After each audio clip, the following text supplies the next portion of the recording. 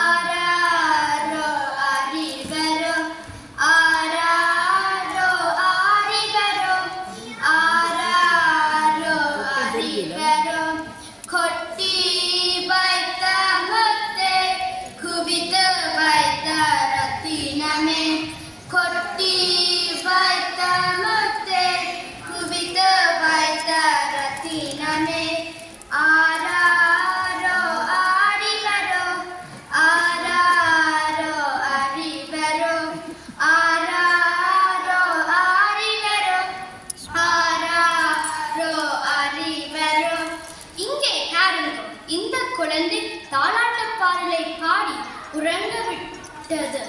நீங்களும் உங்களோட குழந்தை தாலாட்டு பாடலை பாடி உறங்க வையுங்க.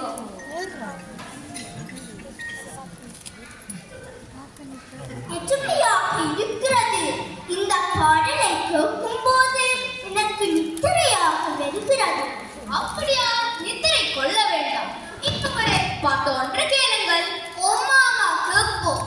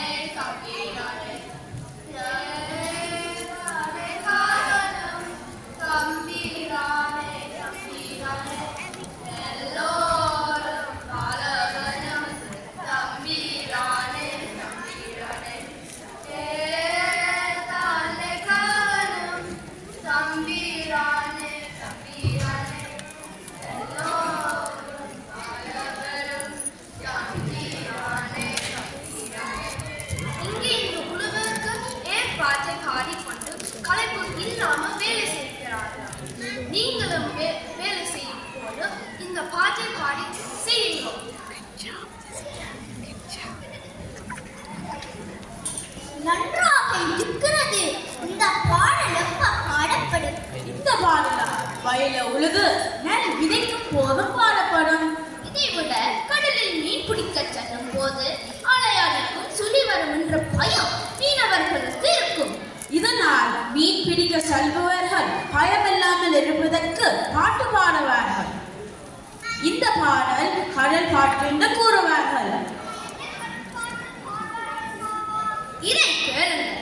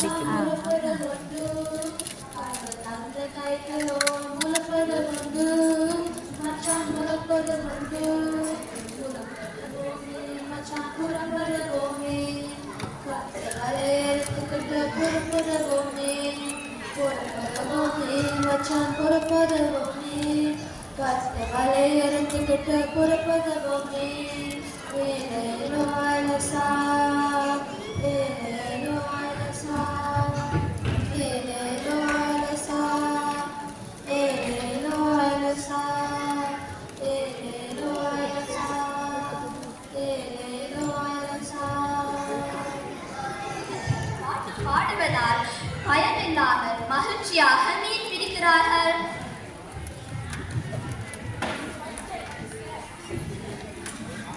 நல்ல பாட்டு மாமா. இவ்வாறு பல வகையான நாட்டார் பாடல்கள் உள்ளன. இன்று நாட்டார் பாடல்கள் பற்றி அறிந்தோம்.